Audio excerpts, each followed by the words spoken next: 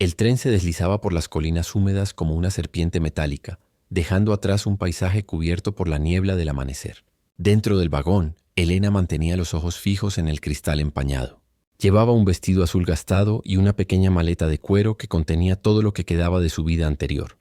Una foto rota, un pañuelo bordado y una carta que había cambiado su destino. La carta, escrita con tinta negra y una firma ilegible, decía simplemente: «Tu madre me habló de ti antes de morir. Eres mi sangre, y la familia tiene la obligación de cuidar a los suyos. Te enviaré un coche. Firma, Rodrigo Salvatierra». El nombre le era ajeno y pesado. «Mi sangre», decía la carta. Pero a Elena esas palabras no le sonaban a cariño, sino a deuda. El tren frenó con un chirrido. Afuera, la estación de Piedra Blanca y el aire salado del mar daban la bienvenida a un mundo distinto. El norte, donde los Salvatierra poseían tierras, barcos y un apellido que abría puertas y cerraba bocas. La esperaba un hombre de traje oscuro, con la mirada fría. «¿La señorita Elena?», preguntó sin sonreír. «Sí», respondió ella con timidez.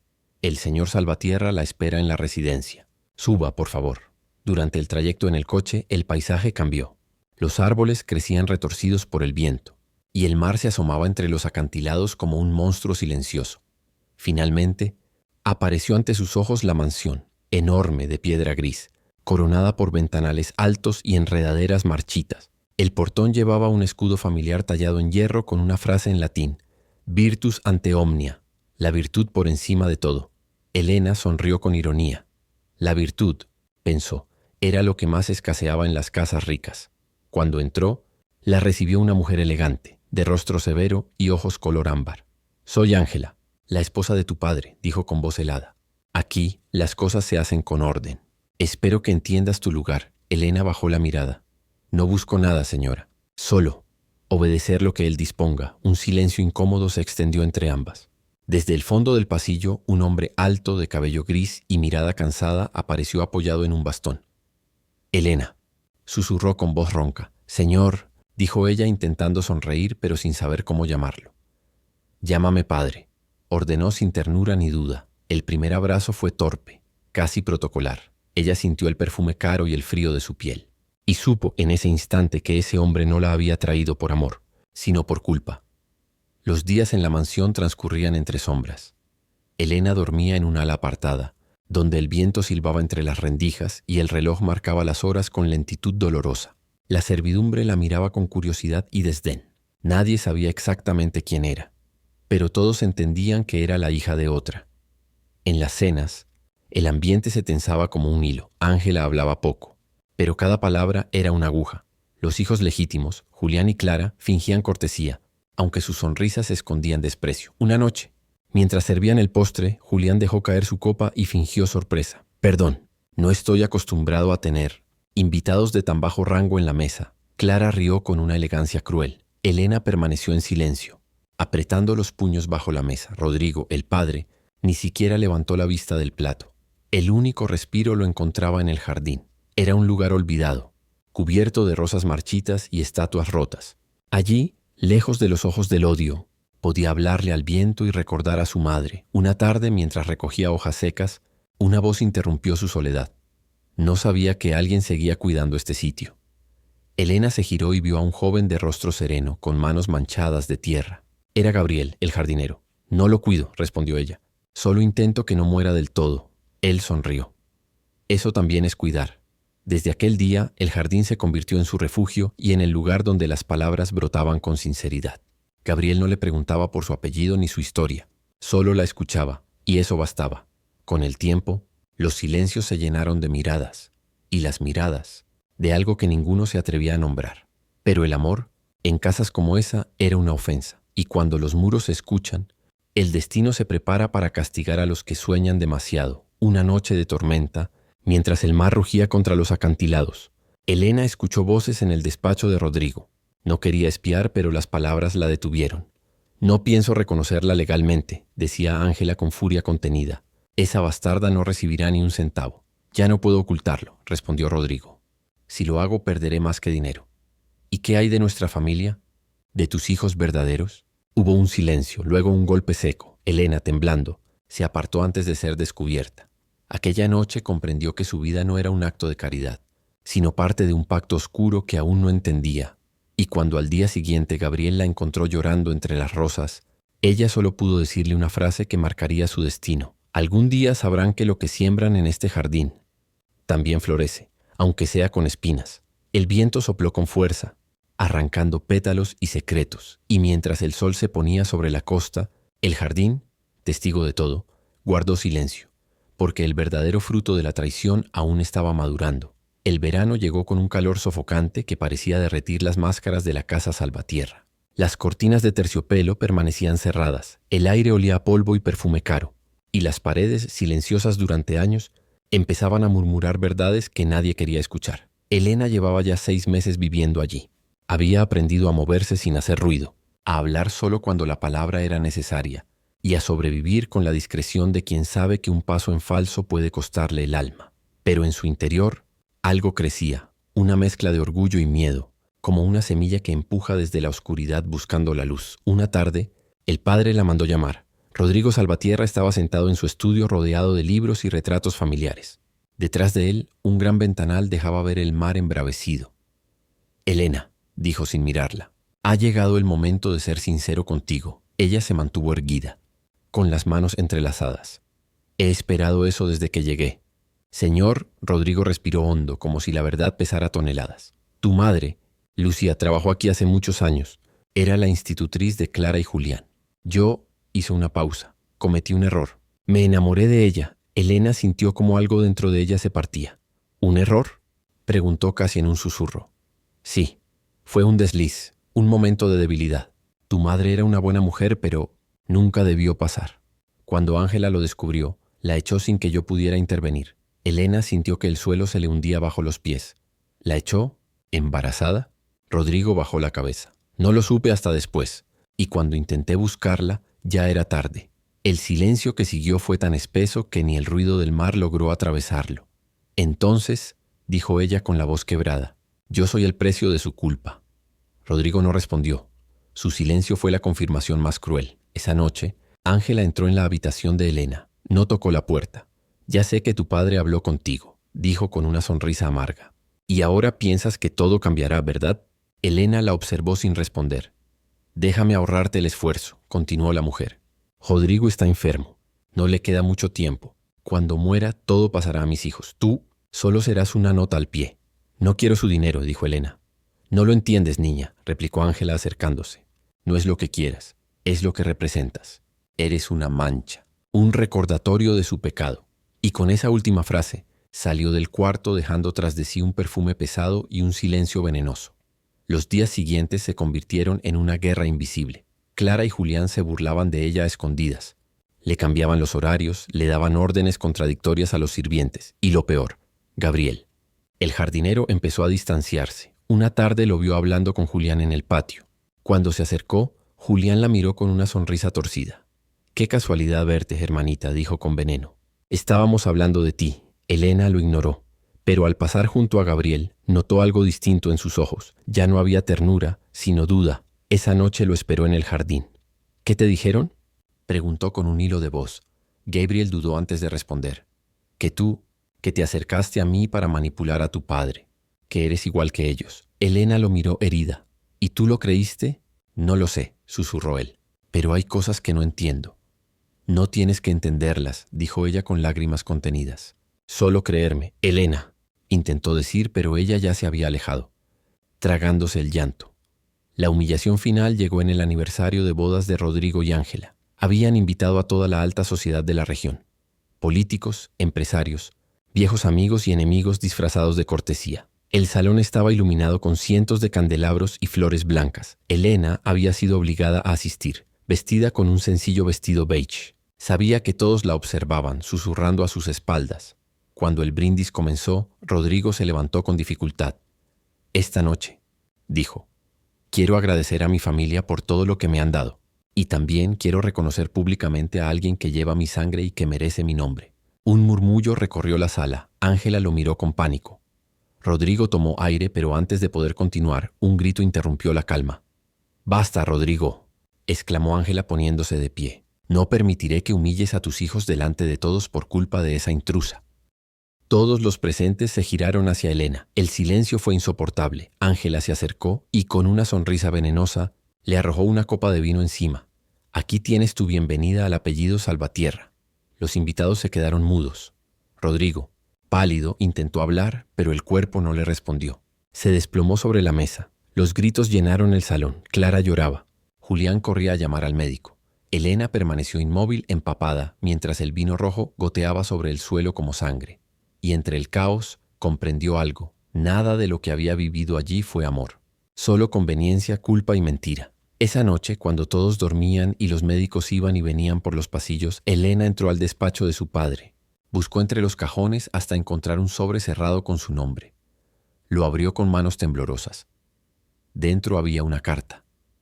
Hija mía, no supe amarte en vida, pero quiero dejarte lo que es tuyo por derecho. La casa, las tierras, el jardín, no como herencia, sino como disculpa. Tu madre merece justicia y tú eres su voz. Perdóname. Si puedes. Elena se llevó la carta al pecho y, por primera vez, no lloró. Solo sintió un silencio denso, una calma peligrosa. En ese instante tomó una decisión. No se iría, no se escondería. Haría justicia, aunque tuviera que mancharse las manos con la misma hipocresía que ellos. Porque las promesas rotas también florecen. Y el jardín de los Salvatierra estaba a punto de cubrirse de espinas. El amanecer después de la tragedia no trajo paz. Rodrigo Salvatierra había muerto a medianoche, rodeado de médicos. Murmullos y el falso llanto de una familia más preocupada por el testamento que por su alma. Elena observó desde la escalera cómo sacaban el cuerpo cubierto con una sábana blanca. Nadie la miró, nadie la nombró, pero ella ya sabía lo que tenía que hacer. El funeral fue una ceremonia de hipocresía elegante. Ángela vestía de negro, fingiendo una dignidad que ya no tenía. Clara lloraba con teatralidad y Julián bebía en silencio, esperando que todo terminara. Elena permaneció al fondo con la mirada firme. Al terminar la misa, el abogado de la familia, el viejo don Ernesto, se acercó con un sobre sellado. El testamento será leído esta tarde, anunció. Rodrigo dejó instrucciones muy precisas. Ángela asintió con una sonrisa tensa. Por supuesto, que todo se haga según la voluntad de mi esposo. Pero cuando el abogado abrió el documento frente a todos, el mundo se quebró. Declaro a Elena Duarte como mi hija legítima y heredera del jardín y las tierras del norte. A mis otros hijos les dejo lo suficiente para no conocer la pobreza, pero también para que aprendan su límite. A mi esposa agradezco los años compartidos, pero el perdón no forma parte de mi legado. Un silencio sepulcral llenó la sala. Ángela palideció. «Eso es una falsificación», gritó. Rodrigo jamás habría hecho algo así. Don Ernesto negó con calma. «El documento fue firmado ante notario, y yo fui testigo». Julián golpeó la mesa. «No dejaré que esa bastarda se quede con nada». Elena lo miró con una serenidad que lo desarmó. «No tienes que dejarme nada», dijo con voz firme. «Ya me lo dieron todo. La verdad, desde ese día, el ambiente en la mansión se volvió irrespirable. Los sirvientes murmuraban. Los hijos de Ángela la miraban con rencor, y la propia matriarca empezó a perder la compostura. Elena, en cambio, se mantenía en calma, moviendo las piezas como una jugadora de ajedrez. Ordenó restaurar el jardín que su madre cuidó años atrás. Cada planta, cada rincón, debía renacer. Los trabajadores la miraban con respeto. Ella pasaba horas entre las flores, hablando sola como si conversara con un fantasma, y en efecto lo hacía. «Mamá», susurraba, «prometiste que el jardín algún día volvería a florecer». Una tarde, Gabriel regresó. Su rostro reflejaba culpa. «Elena, supe lo del testamento. ¿Y lo que te hicieron?». Ella no respondió. «Perdóname por haber dudado de ti», continuó él. «Creí en sus mentiras, y eso me duele más que cualquier otra cosa». Elena lo miró en silencio. «¿Y ahora qué quieres?». «Ayudarte», dijo él sin dudar. «Si me dejas». Por primera vez en semanas, Elena sonrió. «Entonces empecemos. Tengo una familia que necesita recordar quién soy». El primer golpe fue económico. Elena descubrió que Julián había estado desviando dinero de las empresas familiares. Con ayuda del abogado, presentó las pruebas ante el consejo. En cuestión de días, Julián fue destituido, su nombre manchado, su orgullo destrozado. El segundo golpe fue más sutil. Clara había sido la favorita de Ángela, pero Elena se encargó de exponer sus cartas falsas de recomendación. Los rumores se esparcieron como pólvora, y pronto Clara se convirtió en el centro del escándalo social. Y mientras todos se derrumbaban, Elena sonreía con calma. No gritó, no humilló, solo dejó que cada uno se ahogara en su propio veneno. Pero la venganza tiene un precio. Gabriel comenzó a notarlo. Elena ya no dormía. Pasaba las noches en el despacho de su padre, revisando documentos, escribiendo cartas, tramando nuevas jugadas. Había dejado de ser la muchacha temerosa que llegó a la mansión. Ahora era otra cosa. Algo más fuerte y más oscuro. Una noche, él la encontró frente al retrato de Ángela, observándolo con una expresión fría. «¿Hasta dónde piensas llegar?», preguntó. «Hasta donde tenga que hacerlo», respondió sin apartar la vista. «¿Y si te conviertes en una de ellos?». Elena sonrió con tristeza. «Eso ya pasó hace tiempo, solo que ahora tengo el control». La última confrontación llegó en una noche de tormenta. Ángela, acorralada, irrumpió en el jardín bajo la lluvia. Elena la esperaba junto al rosal recién florecido, el mismo que su madre había plantado 20 años atrás. «Así que aquí estás», dijo Ángela empapada, «disfrutando de lo que robaste». «Nada de esto fue robado», replicó Elena. «Me lo arrebataron antes de nacer. Solo lo recuperé». «Eres igual que tu madre», escupió Ángela. «Una oportunista, una sirvienta que soñó con ser señora». Elena dio un paso adelante. «Y tú, una señora que nunca entendió lo que era tener alma». El viento rugió. Por un instante, Ángela pareció quebrarse. «Tu padre me amó», dijo con voz rota. «Pero tú lo destruiste». «No», respondió Elena con calma. «Tú lo hiciste el día que echaste a mi madre». El silencio cayó entre ellas. El trueno iluminó el jardín y ambas se miraron, dos reflejos del mismo dolor. Finalmente, Ángela dio media vuelta y se marchó sin decir más. Elena la observó perderse entre las sombras y una lágrima se mezcló con la lluvia. Días después, la mansión quedó vacía. Los hijos se habían ido. Ángela desapareció y solo quedaron las flores. Elena caminó entre los rosales, sintiendo el olor de la tierra mojada. Gabriel se acercó en silencio. «¿Y ahora qué harás?». «Vivir», respondió ella. «Por primera vez, vivir sin miedo ni culpa». Se detuvo frente al rosal más grande, el de pétalos blancos. «El jardín floreció, mamá», susurró. Pero esta vez no para ellos. El viento sopló con dulzura, el sol se filtró entre las nubes, y por primera vez el jardín salvatierra no olía a venganza, sino a libertad. Dicen que las familias más poderosas esconden sus secretos entre flores, porque incluso el perfume más dulce puede cubrir el olor de la podredumbre. Y en la familia Salvatierra, ese perfume se llamaba apariencia. Durante décadas su apellido fue sinónimo de prestigio, riqueza y respeto. Pero nadie sabía que detrás de los muros de aquella mansión había un jardín marchito lleno de promesas rotas, de amores prohibidos y de culpas heredadas. Nuestra historia comienza con Elena Duarte, una joven de origen humilde que creció junto a su madre, Lucía, una florista de alma bondadosa. Lucía le enseñó que las flores eran como las personas. Algunas nacen para ser admiradas y otras para ser pisoteadas. Cuando Lucía enfermó gravemente, Elena descubrió una verdad que cambiaría su vida. Su padre no era otro que Rodrigo Salvatierra, el magnate dueño de las tierras donde trabajaban, un hombre poderoso, casado con otra mujer, Ángela, y padre de 2 hijos legítimos. Lucía murió una noche lluviosa, susurrando a su hija una sola frase: «No odies, Elena». Pero no olvides. Elena juró cumplirlo.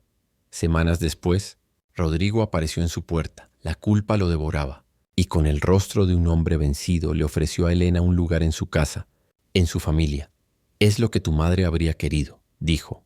Y Elena, huérfana y perdida, aceptó, pero no sabía que estaba entrando en la boca del lobo. La mansión Salvatierra la recibió con sonrisas heladas. Ángela la observó de arriba abajo, como quien evalúa un mueble fuera de lugar. «Así que tú eres...». «La hija de Lucía», dijo con voz cortante. «Espero que sepas comportarte». Desde ese instante, Elena entendió su lugar. No era una hija, era un recordatorio viviente del pecado de su padre. Los días se convirtieron en un desfile de humillaciones sutiles.